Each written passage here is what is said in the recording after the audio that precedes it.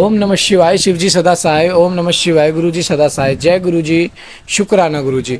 ओम नमः शिवाय। शिव जी सदा सहाय। ओम नमः शिवाय। गुरु जी सदा सहाय। जय गुरु जी। शुक्राना गुरु जी।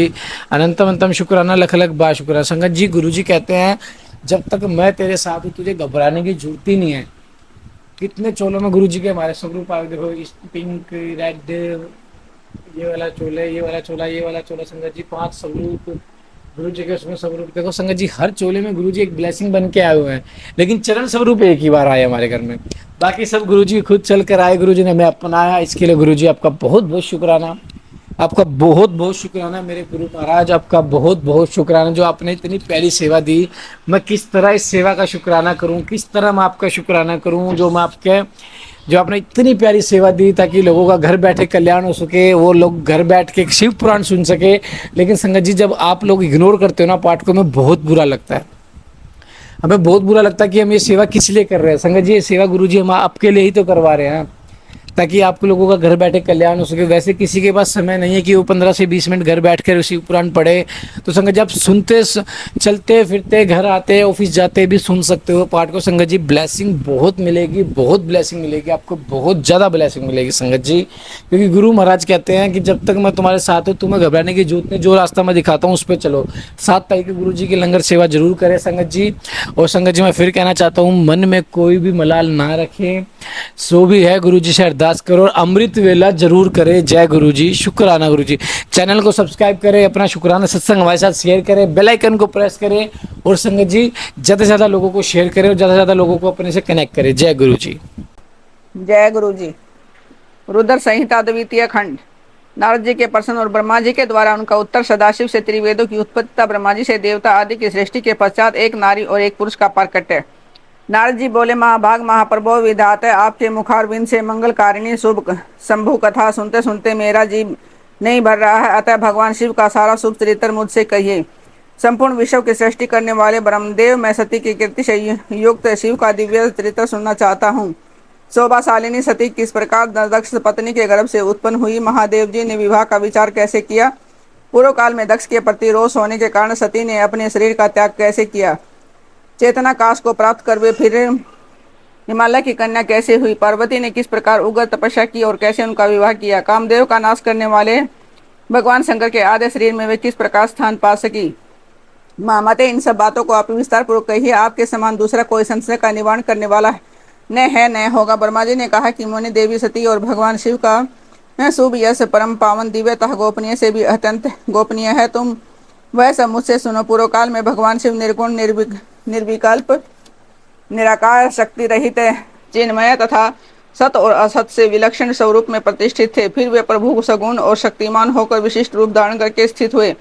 उनके साथ भगवती उमा विराजमान थी। विप्रो, वे भगवान शिव दिव्य आकृति से सुशोभित हो रहे थे। उनके मन में कोई विकार नहीं था।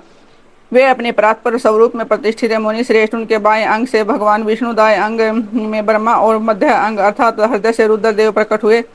मैं ब्रह्मा सृष्टि करता हुआ भगवान विष्णु जगत का पालन करने लगे और स्वयं रुद्र ने संहार का कार्य संभाला। इस प्रकार भगवान सदाशिव स्वयं ही 3 रूप धारण करके स्थित हुए। उन्हीं की आराधना करके मुझ लोक पितामह ब्रह्मा ने देवता, असुर और मनुष्य आदि संपूर्ण जीवों की सृष्टि की।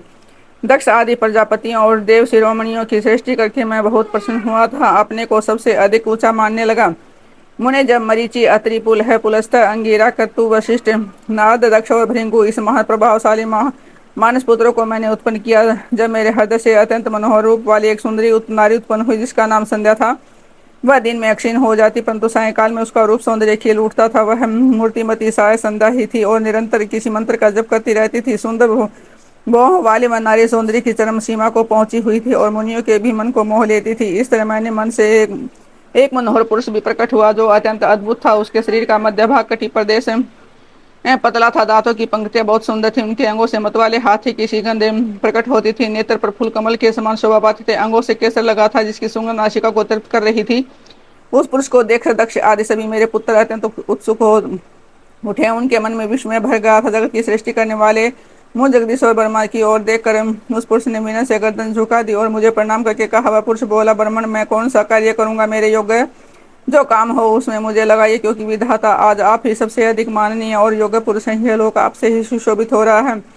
ब्रह्मा जी ने कहा कि बदर पुरुष, तुम अपने इसी स्वरूप से फूल के बने हुए 5 बाणों से स्त्रियों पुरुषों को मोहित करते हुए सृष्टि के सनातन कार्य को चलाओ। निश्चराचर त्रिभुवन में ये देवता, ये आदि कोई भी जीव तुम्हारा तिरस्कार करने में समर्थ नहीं होगे। तुम छिपे रूप से प्राणियों के हृदय में प्रवेश करके सदा स्वयं उनके मुख सुख का सेतु बनकर सृष्टि का सनातन कार्य चालू रखो। समस्त प्राणियों का जो मन है वह तुम्हारे पुष्प में बाण का सदा अनायास ही अद्भुत लक्ष्य बन जाएगा और तुम निरंतर उन्हें मदमत किए रहोगे। यह मैंने तुम्हारा कर्म बताया है जो सृष्टि का प्रवर्तक होगा, और तुम्हारे ठीक ठीक नाम क्या होंगे इस बात को ये मेरे पुत्र बताएंगे। सुरश्रेष्ठ, ऐसा कहकर अपने पुत्रों के लिए अपने कमल में आसन पर चुपचाप मुख की ओर दृष्टिपात करके मैं अक्षर भर में बैठ गया।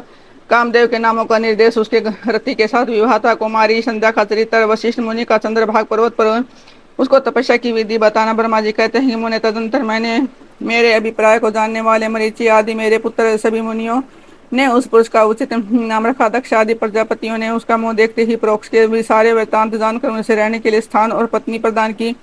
मेरे पुत्र मरीचि आदि दिविजों ने उस पुरुष के नाम निश्चित करके उससे यह युक्ति युक्त बात है कही। ऋषि बोले, तुम जन्म लेते ही हमारे मन को भी मतने लगे हो, इसलिए लोक में मनमथ नाम से विख्यात हो जाओगे। मनोभाव तीनों लोकों में तुम इच्छा अनुसार रूप धारण करने वाले हो। तुम्हारे समान सुंदर दूसरा कोई नहीं है। अतः काम रूप होने के कारण तुम काम नाम से ही विख्यात होगे। लोगों को मद मत बना देने के कारण तुम्हारा एक नाम मदन होगा। तुम बड़े दर्प से दर्प उत्पन्न हुए हो और दर्पक कहलाओगे, इसलिए असंदर्प होने के कारण जगत में कंदर्प नाम से भी तुम्हारी ख्याति होगी। समस्त देवताओं का सम्मिलित बल पराक्रम भी तुम्हारे समान नहीं होगा। अतः सभी स्थानों पर तुम्हारा अधिकार हो, तुम सर्वव्यापी होगे और जो आदि प्रजापति हैं वे ही ये पुरुषों में श्रेष्ठ।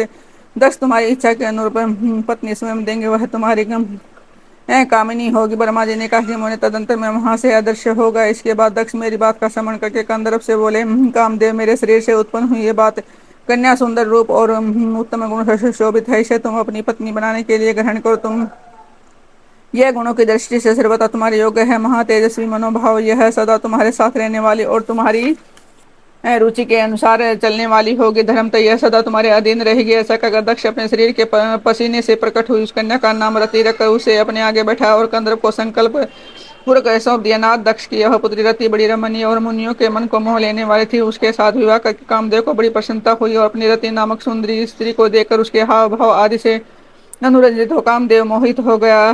तात उस समय बड़ा भारी उत्सव होने लगा। उत्सव के सुख को बढ़ाने वाला था। प्रजापति दक्ष उस बात को सोचकर बड़े प्रसन्न थे कि मेरी पुत्री इस विवाह से सुखी है।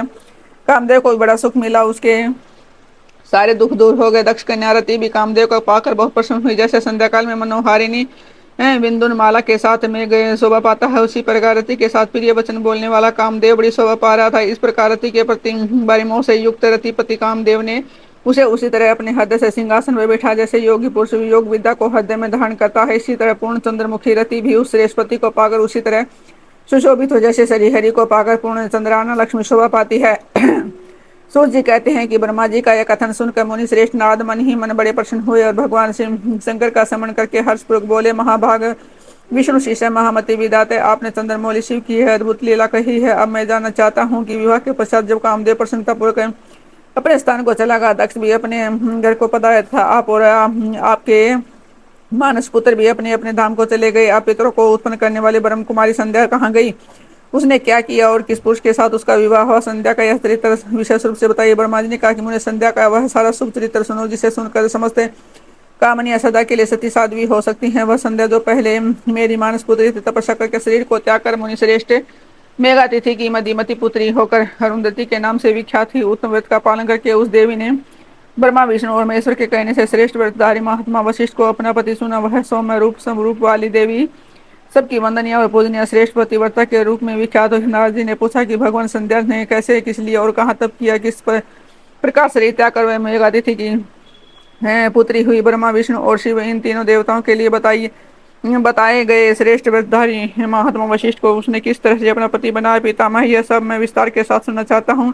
अरुंधति के इस कौतूहल चरित्र का आप यथार्थ रूप से वर्णन कीजिए। ब्रह्मा ने कहा कि मुने, संध्या के मन में एक बार सकाम भाव आ गया था, इसलिए उस आदमी ने यह निश्चय किया कि वैदिक मार्ग के अनुसार मैं अग्नि में अपने इस शरीर की आहुति दे दूंगी। आज से इस भूतल पर कोई भी देहदारी उत्पन्न होते ही काम भाव से युक्त न हो, इसके लिए मैं कठोर तपस्या करके मर्यादा स्थापित करूंगी।